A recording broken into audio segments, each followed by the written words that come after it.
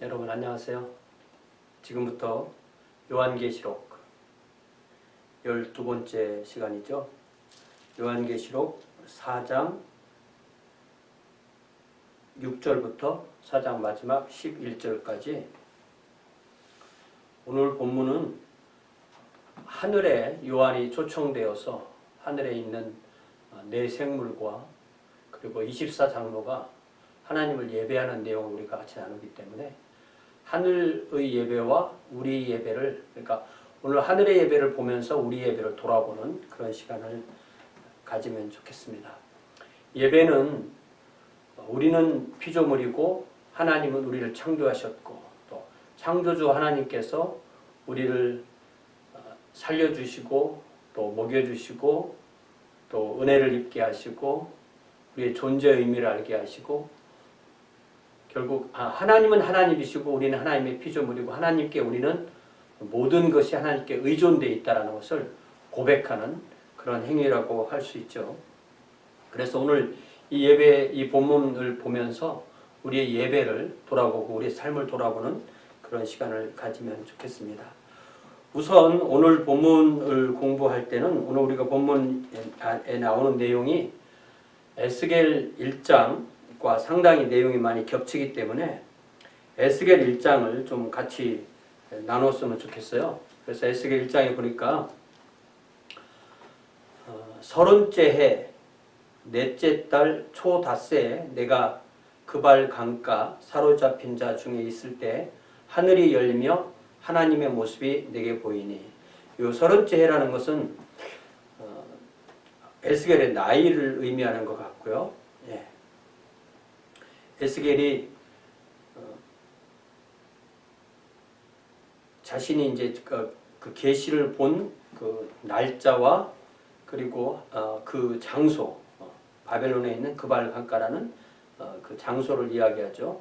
그리고 그 해를 다시 2절에서는 여호야긴 왕에 사로잡힌 지 5년 그달 초닷새라 라고 되어 있습니다. 그러니까 여호야긴 왕이 사로잡힌 해가 주전 597년이고 여호야긴 왕이 잡힌 지 5년이기 때문에 그 해는 주전 593년으로 그렇게 이해가 되어집니다. 그러니까 이때는 이 느부갓네살이 총 3번 예루살렘을 이스라엘을 침공하는데 두 번째 침공에서 에스겔이 여호야긴 왕과 함께 잡혀서 바벨론에 가게 된 것이죠. 거기 5절에 보니까 그 속에서 네 생물의 형상이 나타나는데 그 모양이 이러하니 그들에게 사람의 형상이 있더라. 그러면서 또 8절에서는 그 사방 날개 밑에는 각각 사람의 손이 있더라. 그 네 생물의 얼굴과 날개가 이러하다. 이렇게 되어 있고요. 또 10절에 보니까 그 얼굴들의 모양은 넷의 앞은 사람의 얼굴이요, 넷의 오른쪽은 사자의 얼굴이요, 넷의 왼쪽은 소의 얼굴이요, 넷의 뒤에는 독수리 얼굴이니. 그러니까 사람, 소, 독수리, 사람, 사자, 소, 독수리, 이걸 좀 기억하면 좋겠고요. 또 12절에 보니까 영이 어떤 쪽으로 가면 그 생물들도 그대로 가되 돌이키지 아니하고 일제히 앞으로 곧게 행했다. 이렇게 되어 있고요. 15절에 보니까 내가 그 생물을 보니 그 생물들 곁에 있는 땅 위에는 바퀴가 있는데 그네 얼굴을 따라 하나씩 있다. 이렇게 되어 있고요. 22절에서는 그 생물의 머리 위에는 수정 같은 궁창의 형상이 있어요. 이게 궁창이라는 말이 한국말로 좀 어려운 표현인데요. 이게 이제 아주 영어로는 expanse라 이렇게 번역이 돼서 아주 넓게 펼쳐진 어떤 어떤 평면을 의미합니다. 그래서 수정 같은 궁창의 형상이 있어 보기에 심히 두려운데 그들의 머리 위에 펼쳐져 있고 라고 되어 있고요. 25절에 보니까 그 머리 위에 있는 궁창 위에서부터 음성이 나더라. 그 생물이 설 때에 그 날개를 내렸더라. 그리고 이제 26절에 그 머리 위에 있는 궁창 위에 보좌의 형상이 있는데 그 모양이 남보석 같고 그 보좌의 형상 위에 한 형상이 있어. 제가 좀 타이프를 잘못했는지 확인해 보겠습니다. 에스겔 1장 26절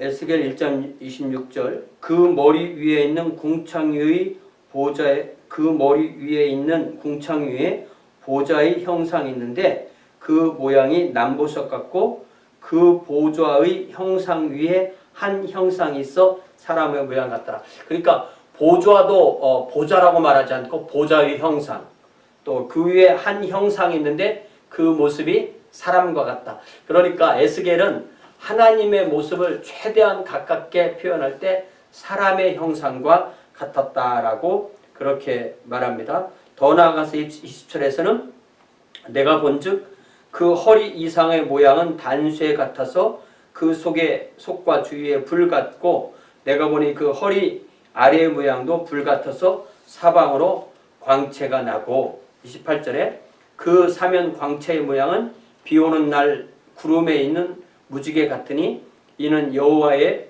영광의 형상의 모양이라 내가 보고 엎드려 그 말씀하신 이의 음성을 들으니라. 이렇게 하고 이제 2장 1절에 그가 내게 이르시되 인자야 내 발로 일어서라 내가 내게 말하리라 하시면서 이제 하나님께서 에스겔에게 계시를 주는 내용이 나오죠. 그래서 이 에스겔 1장에서는 이 하나님 앞에 있는 이 생물, 네 생물, 요 네 생물이 정확하게 그러면 누구냐, 네 생물의 정체가 뭐냐라고 할 때 네 생물의 정체가 다시 에스겔 10장에 나옵니다. 그래서 우리가 이거는 성경에 이미 계시가 되어 있는 거니까 정확하게 우리가 알고 들어갔으면 좋겠습니다. 그러니까 이 에스겔 10장 9절부터 14절까지 쭉 나와 있는데요. 여기 14절 읽어보면 에스겔 10장 14절을 읽어보면 이 그룹들에게는 각기 네 면이 있는데 네 얼굴이 있다는 거죠. 네 면이 있는데 첫 면은 그룹의 얼굴이요, 둘째 면은 사람의 얼굴이요, 셋째는 사자의 얼굴이요, 넷째는 독수리의 얼굴이더라. 그래서 이 네 생물을 성경에서는 체루빔, 체루빔 이렇게 부르고 한국말로 그룹들 이렇게 번역을 했는데 단수는 이제 체루비죠. 그리고 복수는 체루빔, 이렇게 됩니다. 자, 요거를 우리가 에스겔 1장과 10장을 기억을 하고 다시 우리가 지난주에 나누었던 요한계시록 4장 1절부터 5절까지를 다시 한번 읽어보면 이게 이렇게 겹치는 걸 알 수가 있습니다. 2일 후에 내가 보니 하늘에 열린 문이 있는데 내가 들은 바 처음에 내게 말하던 나팔소리 같은 그 음성이 이르되 이리로 올라오라. 이후에 마땅히 일어날 일들을 내가 내게 보이리라 하시더라. 2절에 내가 곧 성령에 감동되었더니 보라 하늘의 보좌를 베풀었고, 그러니까 하나님을 표현할 때 보좌라는 표현이 반드시 나오는 거죠. 하늘의 보좌를 베풀었고 그 보좌 위에 앉으신 이가 있는데, 그러니까 우리가 앉으면 의자라고 하고 하나님이 앉으시면 보좌라고 하는 거죠. 보좌가 있는데 앉으신 이의 모양이 벽옥과 홍보석 같고 또 무지개가 있어 보좌에 둘렸는데 그 모양이 녹보석 같더라. 그러니까 에스겔에서는 좀 더 하나님의 모습을 이제 최종적으로는 사람과 같은 그런 모양이다. 그리고 뭐 거기서 많은 그런 불이 난다, 불 모양, 그랬던 빛이 광채가 비친다 이렇게 표현했지만 요한계시록에서 훨씬 더 간단하게 묘사가 되었습니다. 그리고 4절에 또 보좌에 둘려 24보좌들이 있고 그 보좌들 위에 24장로들이 흰옷을 입고 머리에 금관을 쓰고 있더라. 이 24장로는 신구약의 모든 구원받은 백성을 대표하는 또 상징하는 그런 사람들이 하나님의 보좌와는 다른 보좌지만 그래도 보좌에 앉는다는 것은 하나님의 왕권, 예수님의 왕권을 우리도 이렇게 나누어 가지고 있다는 것을 상징하고 우리는 우리 주님께서 쓰시는 디아데마 왕관이 아니라 월계관을 쓰지만 그 월계관이 금으로 되어 있는 것을 우리가 쓰고 있다는 것을 우리가 이 본문을 통해서 알 수가 있습니다. 자, 그리고 5절에는 보좌로부터 번개와 음성과 우레소리가 나고 보좌 앞에 켠 7 등불이 있으니 이는 하나님의 7 영이라. 이렇게 해서 예수님께서 요한을 초청해서 하늘 위로 올라오게 하고 성부 하나님은 보좌에 앉아 계시고 그리고 성령 하나님은 보좌 앞에 켠 7 등불로 하나님의 7 영으로 그렇게 나타나는 것 우리가 지난주에 함께 공부를 했습니다. 자, 이제 6절에 보니까 보좌 앞에 수정과 같은 유리 바다가 있고 이제 아까 말한 이 궁창과 같은 표현이죠. 보좌 가운데와 죄송합니다. 보좌 가운데와 보좌 주위에 4 생물이 있는데 앞뒤 눈들이 가득하더라. 이게 이제 아까 우리가 본 에스겔 1장 22절과 같은 내용이죠. 그 생물의 머리 위에는 수정 같은 궁창의 형상이 있어 보기에 두려운데 그들의 머리 위에 펼쳐져 있다. 그러니까 하나님의 보좌 가운데와 그 보좌 주위에 이 4 생물이 있다 이겁니다. 그런데 우리가 이 에스겔 말씀을 읽든 요한계시록 말씀을 읽든 이걸 그림으로 그려보지 않으면 도대체 이 이 체루빔이 어떻게 생겼는지 모릅니다. 그래서 그림을 제가 하나 찾아서 좀 여러분과 나누어서 보면서 좀 그림을 봐버리면 무슨 장점이 있으면 좀 어느 정도 구체로 생각할 장점이 있는데 그 그림에 제한될 수가 있죠. 왜냐하면 그 그림은 이 글로 설명된 것을 그렸기 때문에 여러 가지 형태의 그림이 있다는 것을 알 수가 있습니다.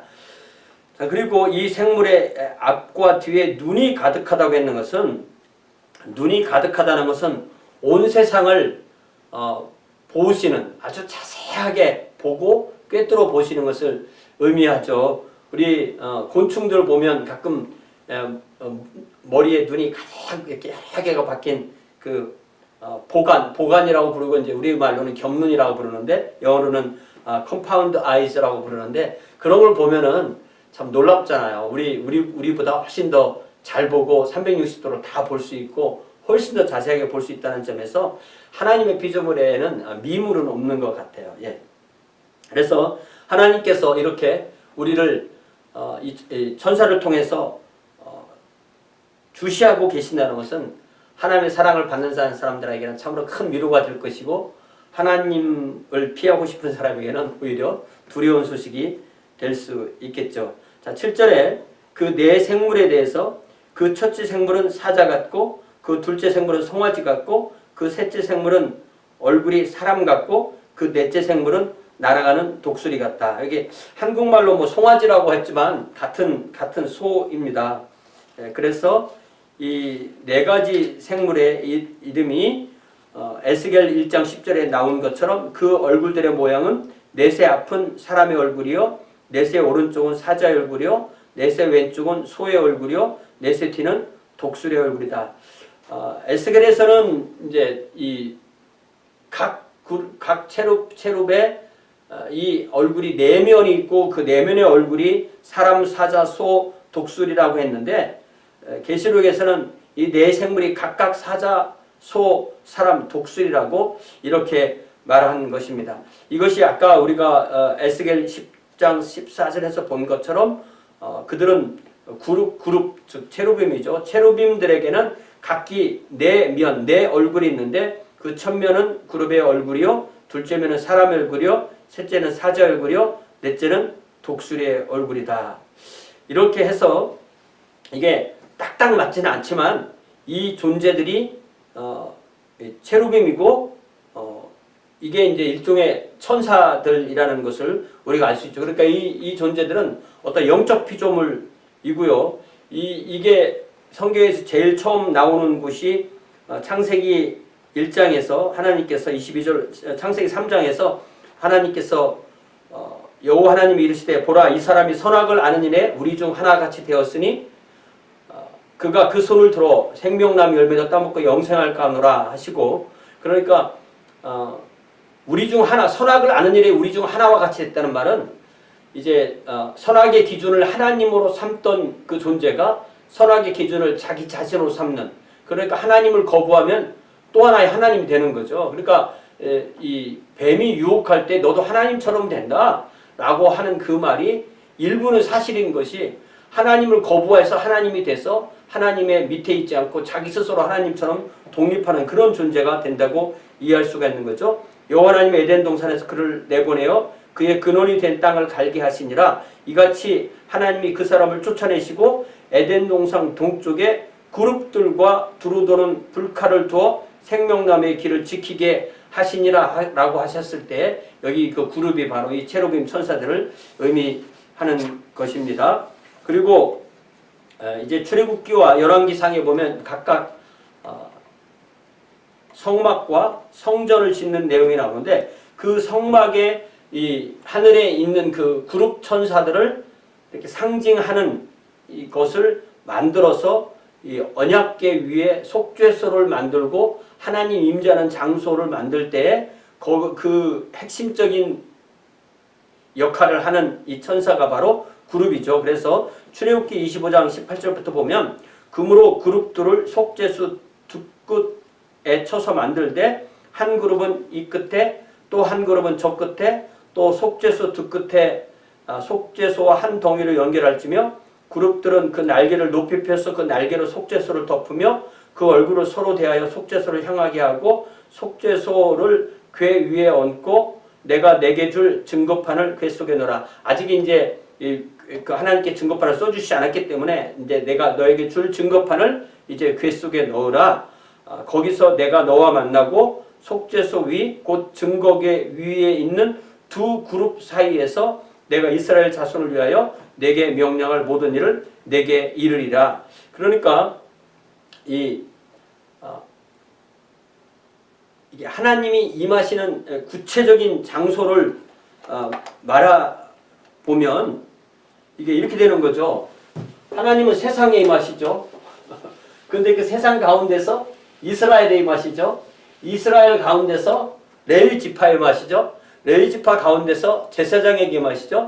제사장이 가서 임하는 곳이 바로 하나님을 만나는 곳이 이 성소인데, 이 성소는 이렇게 두 부분으로 나뉘고 이 성소와 지성소로 나뉘고, 지성소 위에 지성소 안에 이렇게 법궤가 이렇게 있으면 법궤 위에 천사가 이렇게 그룹이 있고, 요 법궤 위판을 속죄소 내지는 시은좌 이렇게 부르고, 이 그룹과 그룹의 이 날개 끝이 서로 이렇게 맞닿은 이 공간 사이에서 하나님께서 모세와 만나서 하나님의 말씀을 해 주시겠다고 그렇게 하시는 거죠. 그러니까 계속 구별해서 맨 마지막에 만나는 그 공간이 바로 이 속에는 이 언약의 궤의 속에는 언약의 증언판이 있고 하나님의 말씀판이 이렇게 있고, 그 위 속죄소 위에서 그 공간에서 만나시는 그 공간을 만드는 것이 바로 이 말씀과 이 그룹이라는 천사라는 사실을 기억하면 이 그룹이라는 천사가 얼마나 소중한 하나님과 가장 가까운 존재라는 사실을 알게 되는 거죠. 같은 내용이 열왕기상 6장 19절에 나오는데요. 열왕기상 6장 19절부터 보면 여호와의 언약궤를 두기 위하여 성전 안에 내소를 예비하였는데 그 내소의 안의 길이가 20규빗이요 너비가 20규빗이요 높이가 20규빗이라 정금으로 입혔고 백향목 제단에도 입혔더라. 그러니까 이 성막은 이게 10규빗, 이게 10규빗, 높이가 10규빗인데 성전은 그 2배의 사이즈라는 사실을 알게 됩니다. 자, 23절에 보니까 열왕기상 6장 23절에 보니까 내소 안에 감람나무로 두 그룹을 만들었는데, 그러니까 성막에서는 전체가 다 이제 금속으로 이렇게 된 걸 쳐서 만들어라고 되어 있는데, 금을 쳐서 만들었는데, 여기서는 감람나무로 두 그룹을 만들었는데 그 높이가 각각 10규빗이라. 그러니까 이 성전의 높이가 20규빗인데 이 그룹의 규빗이 10규빗이니까 이 그룹 두 개가 그 안을 꽉 차게 되는 거죠. 한쪽에 이쪽 날개도 5규빗이요, 저쪽 날개도 5규빗이니 이쪽 날개 끝으로부터 저쪽 날개 끝까지 10규빗이며 다른 그룹도 10규빗이니 이 두 그룹은 같은 크기와 같은 모양이요, 이 그룹의 높이가 10규빗이요 저 그룹도 같았더라. 솔로몬이 내소 가운데에 그룹을 두었으니 그룹들의 날개가 펴져 있는데 이쪽의 그룹의 날개는 이쪽 벽에 닿았고 저쪽의 그룹의 날개는 저쪽 벽에 닿았다. 또 두 날개는 성전의 중앙에서 서로 닿았다. 이렇게 돼 있어서 이것처럼 여기 공간이 남는 게 아니라 꽉 차는, 성전에서는 꽉 차는 것을 볼 수가 있죠. 그가 금으로 그룹을 입혔더라. 그리고 이제 29절부터 36절까지 보면은 이 그룹의 이 체루빔의 모습을 새겨서 언약궤뿐만 아니라, 그러니까 언약궤는 이렇게 실제로 형상이고 지성소의 벽, 또 휘장에도, 성전의 내벽에도, 그리고 문 등에도 이 그룹의 모습을 이렇게 새긴 것을 볼 수가 있습니다. 그러니까 이 성소나 성전은 결국 히브리서에서 우리가 읽을 수 있는 것처럼 하늘의 성전의 모형인 거죠. 네. 하늘의 성전의 이제 모형이라는 사실을 우리가 이 히브리서를 통해서 알 수가 있는데요.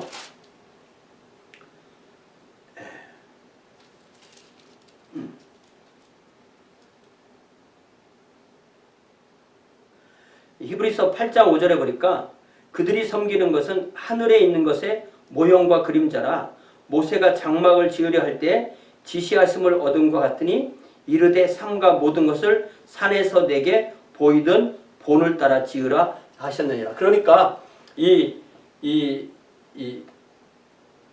성막이나 성전이나 여기에 있는 그룹이나 다 하늘에 있는 완전한 성전, 원형인 성전의 모형이라고 우리가 이해를 하면 좋겠습니다. 이 그룹은 넷이라고 되어 있지만 그룹 천사가 다 넷인지 아니면 더 있는지는 잘 모르겠습니다. 자, 그리고 이 그룹이 가지고 있던 이 내생물이라고 불린 이 그룹이 가지고 있던 그 얼굴의 형상이 사자, 소, 사람, 독수리 이렇게 되어 있다는 것은 사자는 뭐 육상 동물의 왕이니까 힘과 용맹을 상징하겠고, 소는 사람과 가장 가까운 가축이고 또 고기를 또 제공하고 하나님께 드리는 그 희생제물이 되고 충성과 순종과 희생의 상징이 되겠죠. 또 사람은 어떤 하나님이 지으신 그 피조물 중에서 지혜로움을 상징할 수 있고, 독수리는 또 어떤 그 나는 동물, 그 새 종류의 그 왕으로서 어떤 놀라운 시력과 또 용맹성과 또 통찰력을 대표한다고 할 수가 있죠. 다시 말하면 하나님께서 우리에게도 그런 성품을 요구한다고 그렇게 할 수가 있습니다. 자, 이렇게 해서 다시 우리가 요한계시록 4장 8절로 돌아와 보면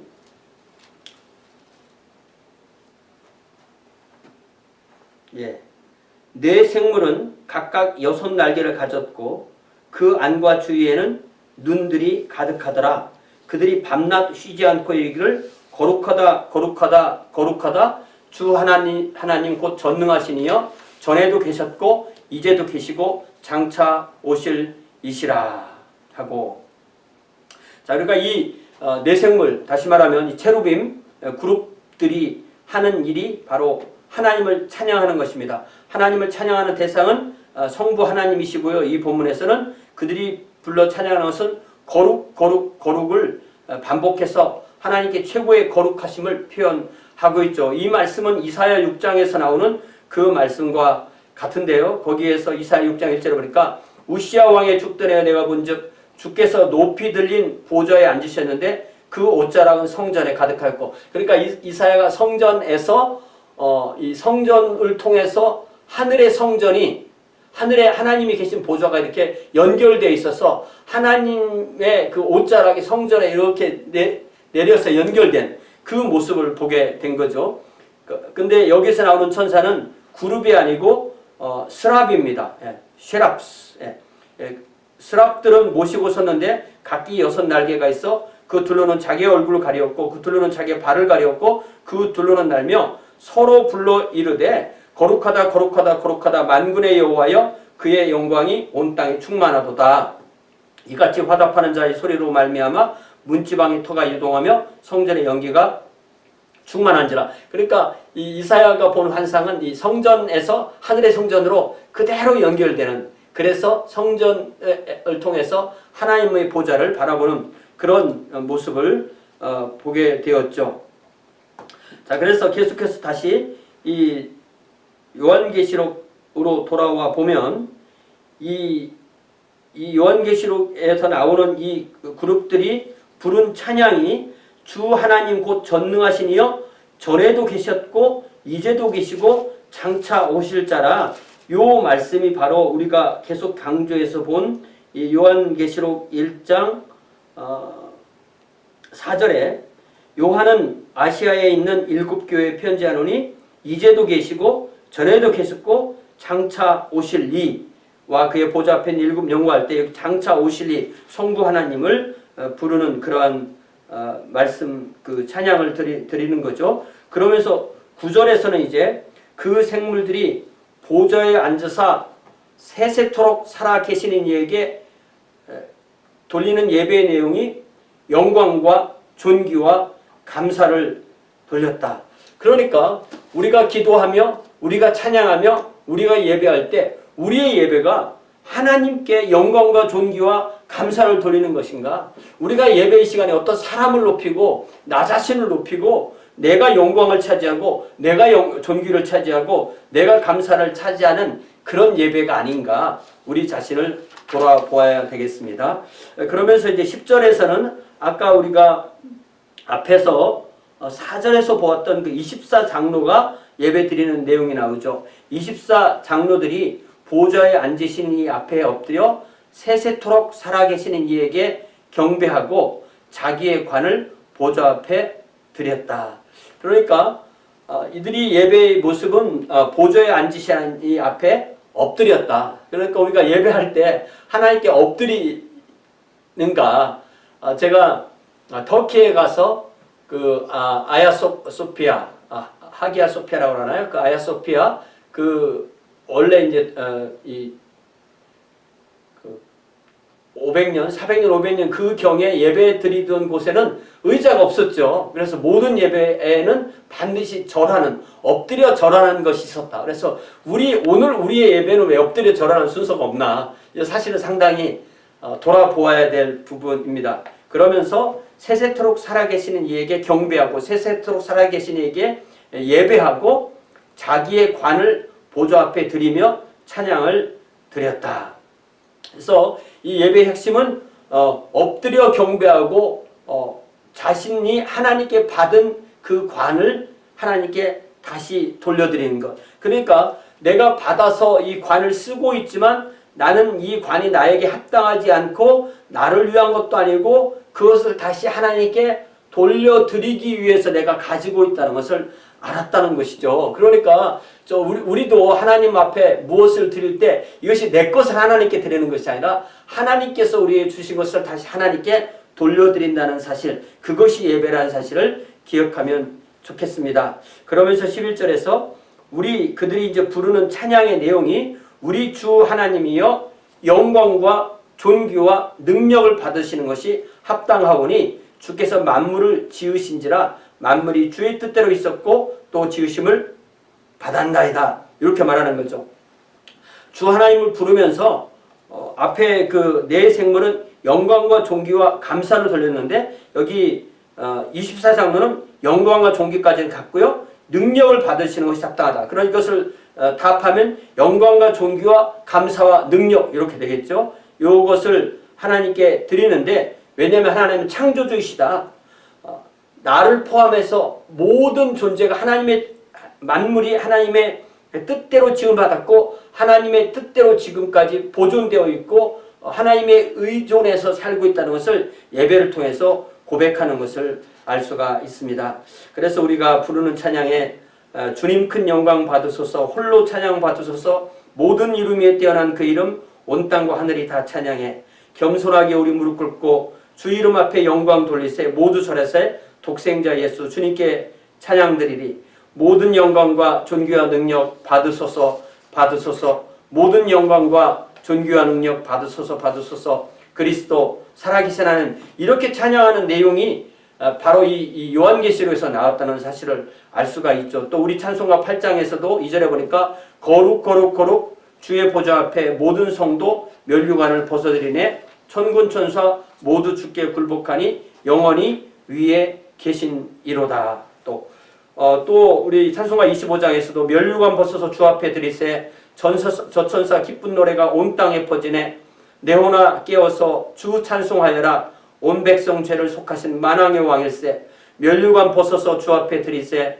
그 손과 몸의 상처가 영광 중 빛나네, 하늘의 천사도 그 영광 보고서 고난의 신비 알고자 늘 흠모하도다. 면류관 벗어서 주 앞에 들이세, 온 세상 전쟁 그치고 참 평화 오겠네, 주 보좌 앞에서 온 백성 엎드려 그 한량없는 영광을 늘 찬송합니다. 이렇게 예배하는 모습이 있습니다. 그러니까 오늘 본문에서는 원형인 하늘의 예배를 보았기 때문에 우리의 예배도 오직 하나님께만 감사와 영광과 능력과 존귀를 돌려드리는 그런 예배가 되어야 되고, 또한 우리의 삶으로서의 예배도 그렇게 하나님의 영광을 드러내고 하나님께 감사하는 걸 드러내고 또 하나님의 그 존귀하심을 드러내고 또 하나님께 만 오직 권능이 있다는 것을 고백하는. 그러니까 예배에서는 최대한 우리가 사람이 드러나는 것이 아니라 하나님이 드러나도록 하는 그런 예배를 드릴 수 있어야 되겠습니다. 오늘은 여기까지 하고 다음에는 우리가 5장으로 넘어가도록 그렇게 하겠습니다. 감사합니다.